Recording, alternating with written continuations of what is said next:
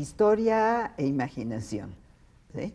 Porfirio Yo Díaz diría que en más su bien tumba. imaginación e historia, Ajá. porque el personaje es tan novelesco, su vida es una novela. Y entonces no puedes evitar de tener este estímulo en tu imaginación, ¿me entiendes? De Ujú, ujú. imaginarlo en diferentes situaciones. De verdad, su vida fue, lo menos que podemos decir es que fue muy azarosa. ¿Cómo fue que lo Personal. entrevistaste? Pues mira, A ver, a propósito yo de fíjate, te voy a imaginación. decir una cosa. Yo tenía una tía muy porfirista, la hermana de mi madre, que me hablaba de Porfirio Díaz con una reverencia y un respeto. Eh, yo tendría que 9 años y entonces nos paseábamos por la colonia Roma y me decía, mira, aquí vivieron las familias Romero de Terreros, Rincón Gallardo, aquí vivió Nacho de la Torre, que era yerno de Sí, sí, Porfirio Díaz, sí. aquí vivió Carmelita después del exilio, en fin. Y entonces yo estaba muy identificada con el personaje, pero básicamente por la nostalgia, por lo que representaba a un pequeño sector de la sociedad mexicana, estas familias muy Ujú, ujú. privilegiadas, que les representa Porfirio Díaz. Bueno, para ellos sigue siendo el salvador de la Pues patria. sí, que sin Porfirio Díaz se quedaron en la orfandad, ¿no? Exactamente, sin Ujú. Porfirio Díaz se quedaron en la orfandad. Entonces, cuando José Iturriaga, que encabeza este proyecto que es tan interesante, 20 autores hablando de 20 personajes históricos desde nuestra independencia hasta la revolución, bueno, fue de verdad, ahora sí que por suerte me dijo, oye, pues ya todo el mundo escogió a su personaje y queda Díaz. Claro, Díaz parece en estas circunstancias, en esta coyuntura que ¿Nadie está. lo quería? No, ¿por qué? ¿Cómo Porque fue? estamos celebrando la independencia y la revolución. Claro, Y pareciera que es la contradictorio, antítesis. Sí, sí, sí. contradictorio hacer algo para Díaz, no homenajearlo, pero sí tratar de rescatarlo de alguna manera, porque vamos a celebrar 100 años de nuestra revolución. Pero ¿cómo no hablar de Díaz si Díaz fue el que puso al país al borde de la revolución? Así es, ¿Sí? así es. Podrías decir que fue la causa principal. Yo te iba Ujú, a decir que ujú. gracias, pero oye, hubo 1 millón de muertos, ¿no?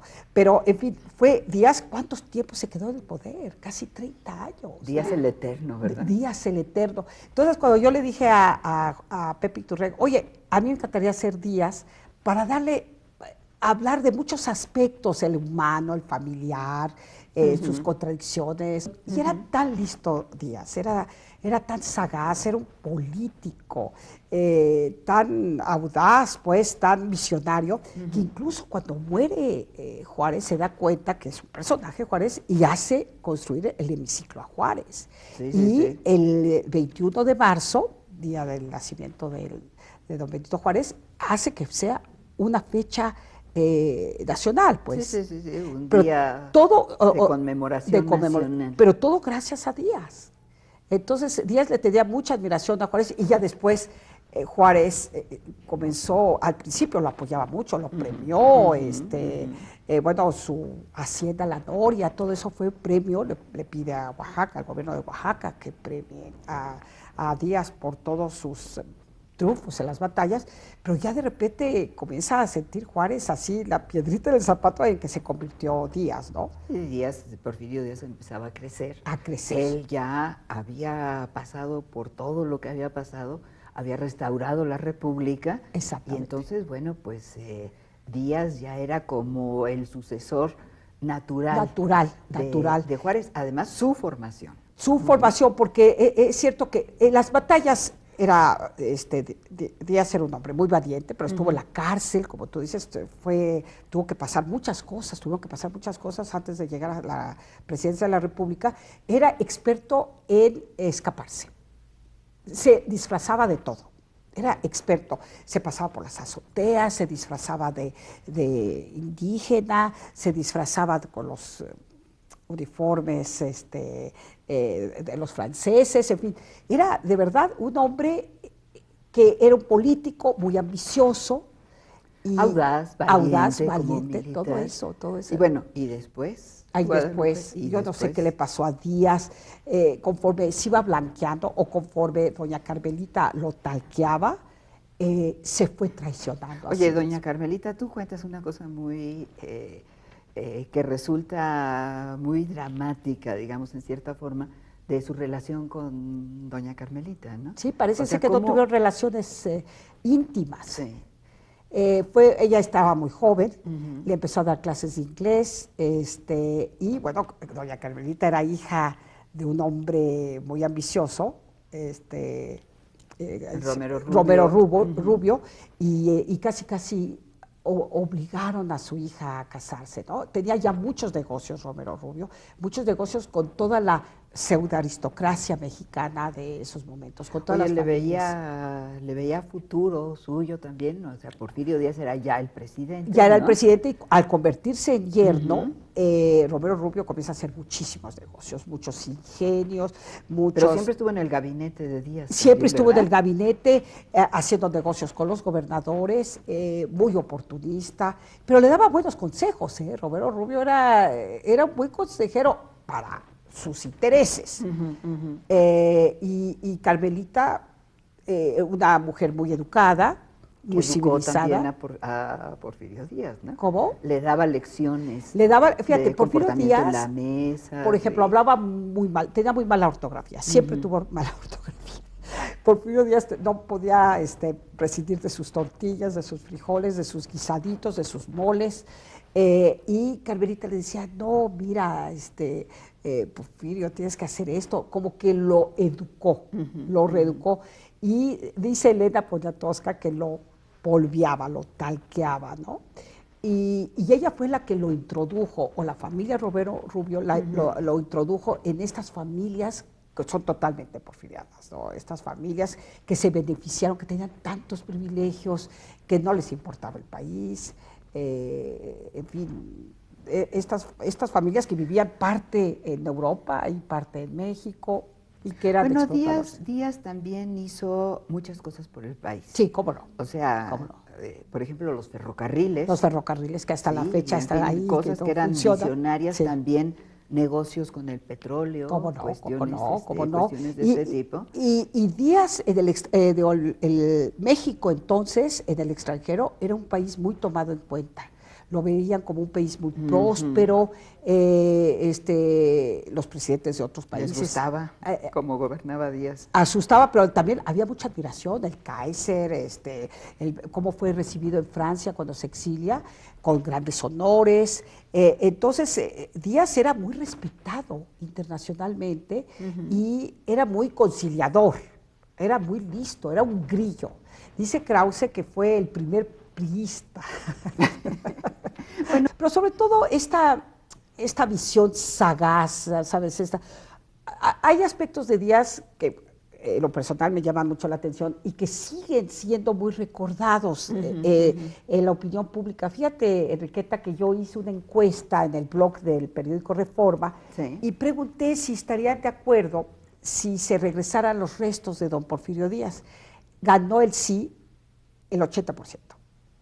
Decía, tienen que regresar los restos de don Porfirio. Hemos sido muy ingratos con don Porfirio porque cuando fue presidente hubo paz en este país. Oye, tú platicas una cosa que me pareció muy interesante en tu libro, porque te fuiste a París, a Montparnasse, a donde está enterrado Díaz, a su capilla, ¿no? Una capillita chiquita con el águila mexicana en el frontispicio, etcétera. Y bueno, pero cuentas unas cosas muy interesantes. Cuéntanos qué había. Pues mira, el patio es precioso, ya el contexto es así muy romántico y hay personajes, grandes personajes enterrados ahí, entre muchos está Simón de Beauvoir, Jean-Paul Sartre, Cortázar, ahí los menciono también en el libro. Y bueno, ahí está efectivamente la capilla, es una construcción de estilo gótico un poquito, y bueno, se aprecia muy bien el águila mexicana, se pone Porfirio Díaz, y al interior a mí me impresionó mucho porque hay un altar, ahí está la Virgen de Guadalupe, está la Virgen de Veracruz también, está la Virgen de Oaxaca, perdóname, de Oaxaca, está, y hay una serie de recuerditos que le llevan todavía a sus seguidores a Porfirio Díaz. Es una visita obligada, así como está el Louvre, y está el Museo d'Orsay, ir a ver a don Porfirio Díaz, te lo juro, y entonces le llevan cartitas, telegramas, vi incluso credenciales de lector, yo dije, bueno, pues qué barbaridad, se quedó la persona sin credencial de lector, y una serie de banderitas, hay muchas banderitas, le llevan zarapitos, cazuelitas, incluso vi una camiseta de la selección, yo dije, bueno, ¿por dónde diablos la metieron? Pero hay una barbaridad de recuerditos, ¿sabes?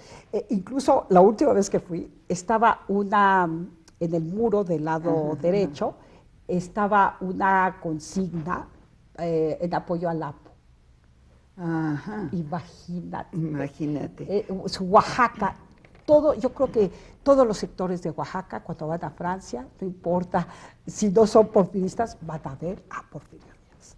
Guadalupe, estábamos en Montparnasse y bueno, en todo este diálogo que tú construyes con Díaz en este libro, lo vas a buscar ahí. Y lo llamas, y lo llamas. Y no aparece. Y no aparece. Y yo digo, bueno, qué barbaridad, a lo mejor ya se regresó a México y ni me enteré. A lo mejor ya sus restos efectivamente, no sé dónde están, está en Oaxaca, porque fue su último deseo regresar a Oaxaca, ¿no? Que sus restos estuvieran con los restos de su madre. Y bueno, de pronto dije, no, pero con este tiempo, era otoño, cuando voy a visitarlo a Montparnasse, dije, no, él solía ir a Biarritz.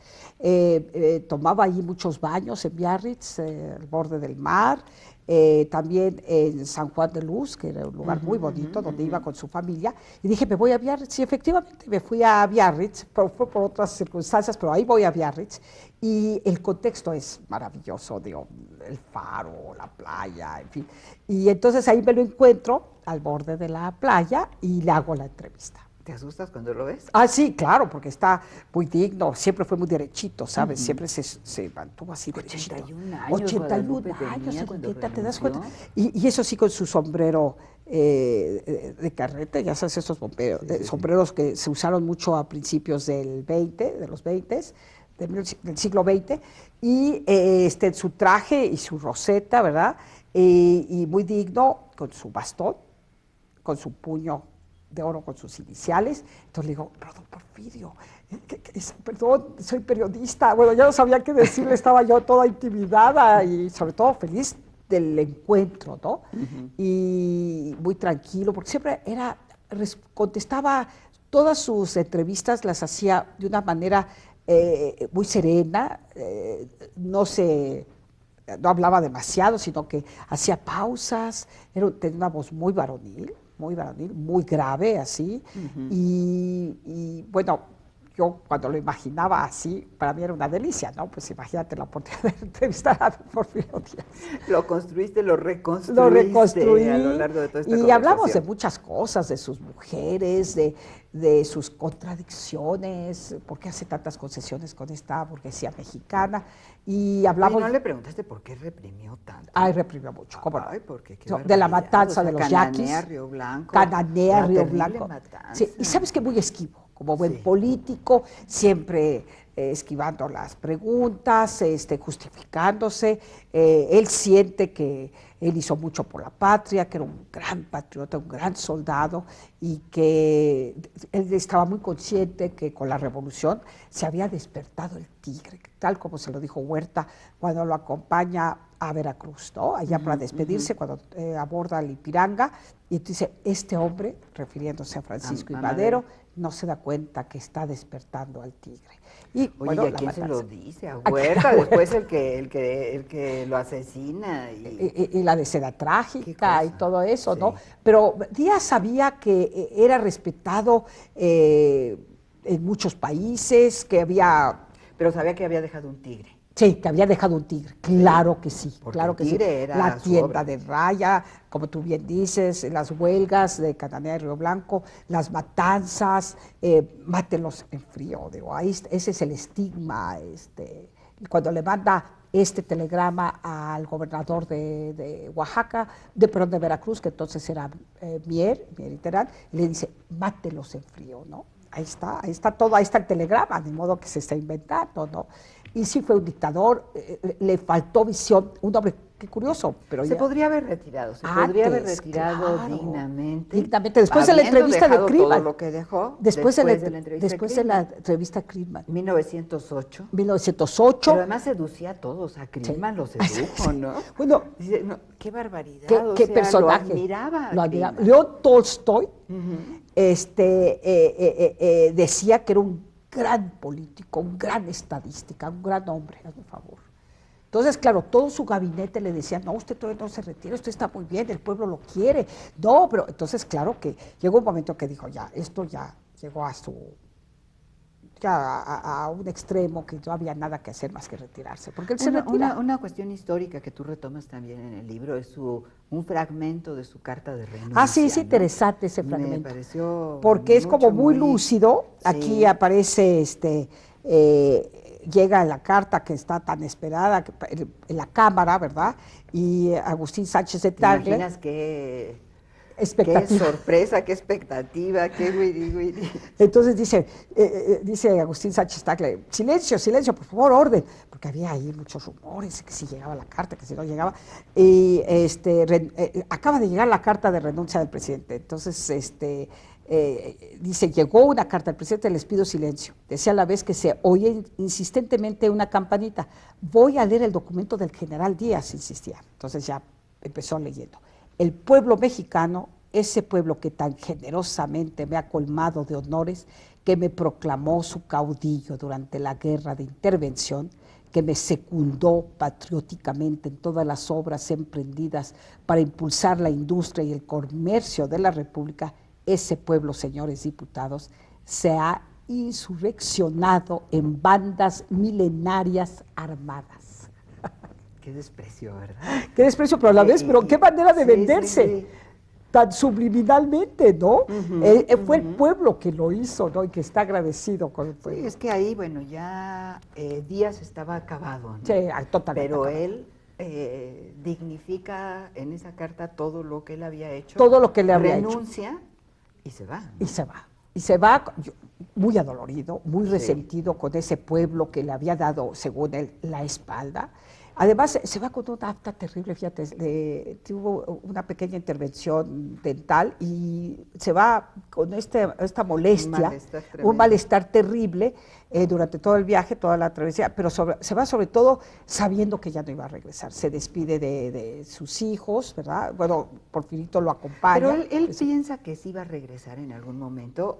Yo creo que oscilaba, Enriqueta oscilaba porque tenía 81 años, sabía que esta revolución, bueno, podía durar mucho tiempo. Claro que su ilusión hubiera querido regresar, ¿no? Es que no haberlo verbalizado, es decir, era aceptar la derrota, ¿no? Yo por eso decía que pongo aquí que él decía que iba a regresar porque de decirse ya nunca más me van a volver a ver, era decir ya soy un desterrado, ya nunca más habrá esta posibilidad. No puedo volver a mi país. Volver a mi país, a Oaxaca. Fíjate que el poeta Federico Gamboa, que hace una descripción maravillosa de muertes históricas, entre ellas la de don Benito Juárez, cuenta cómo hasta el último, sus últimas palabras fueron para Oaxaca, ¿no? Oaxaca, decía, con muchas dificultades. Oaxaca, su estado, ¿no? Su estado natal, su madre, sus hermanas, bueno, desde luego su mujer, su sobrina, que se casa nada menos que con la hija de su hermana mayor. Entonces, imagínate que era muy arbitrario en muchas cosas, Díaz, ¿no? Y no, todavía, fíjate, con la iglesia, que llegó a tener una relación relativamente cercana, pero hace que lo casen. Después, ya cuando estaba muy enferma, su mujer que muere, su sobrina, hace que se case por la iglesia. Pero obliga prácticamente a la iglesia, ¿no? A hacer este matrimonio porque pues era... Porfirio Díaz era todo el poder. Era todo el poder, ¿no? Todo el poder, absolutamente. Un personaje de novela entrañable en algunas cosas, muy contradictorio. Despreciable, ¿no? Despreciable, muy despreciable en muchas cosas, ¿no? Pero muy interesante. Yo quería, cuando terminé el libro, yo decía, no, bueno, se quedaban muchas cosas en el tintero, pero había un deadline, bueno, había que entregarlo, y sobre todo un número de páginas. Y un número de páginas, que no me podía sobrepasar, pues se quedaron muchas cosas. Por ejemplo, hubiera querido hablar sobre cómo el pueblo le mandaba. Durante muchos años, bueno, no muchos años, antes de que muriera, en Francia le mandaron unas cartas, pero añorándolo, cartas de verdad de devoción, porque él contestaba las cartas. No, bueno, él además ayudaba. mandaban gallinas. Sí, bueno, y daba pensiones, y mandaba a los hijos becados, y hacía muchos favores así, ¿no? pero es un hombre que, bueno... Pero qué personaje, ¿Qué ¿no? personaje de histórico, una etapa muy grande de la historia de México. Sí. Y bueno, qué lamentable y qué terribles muchas cosas que sucedieron durante su gobierno, pero a mí me parece muy interesante verlo integralmente como tú lo haces porque habría que verlo en este libro, ¿no? Era él y su circunstancia, ¿no? Sí. Las coyunturas, las batallas, por ejemplo, la muerte de su hermano es muy trágica. En fin, vivió muchas decepciones, pero hacía cosas, por ejemplo, con la noria, que después le retiraron la noria porque lo veían como un traidor de la patria cuando se rebela contra Juárez. Hace todo por recuperar la noria, todo que era una hacienda, todo donde se retira, ¿te acuerdas que incluso hace ya armas y todo? Hace todo por recuperarla con abogados y todo, y luego la vende. Y la vende muy bien. No, hace unas contradicciones muy extrañas, te digo. Bueno, cambia, tú dices don Porfirio y sus circunstancias, sus circunstancias cambiaban. Y él sabía adaptarse 4 hijos a los muertos, cambios de 4 hijos muertos, seguiditos, uno después del otro. Entonces era un hombre con muchas heridas también, heridas personales. Por supuesto. Sí. Sí. Pues así hay es la que vida, leer ¿no? mucho sobre Díaz. Porfirio. Yo recomendaría el vuelo del águila, este documental que se hizo. Que Miguel Alemán, por cierto, fue uno de los grandes promotores de este documental y que presentó junto con Clio, Enrique Krause y el maestro Cerón. Y es espléndida. Pero comenzamos por leer charlas de café desde luego. Con Porfirio Díaz. Charlas de café con Porfirio Díaz. De historia, un libro de imaginación, de diálogos. Sí, de diálogos. Y bueno, pues muy interesante. Muchas gracias, Enriqueta. Muchísimas gracias por esta conversación.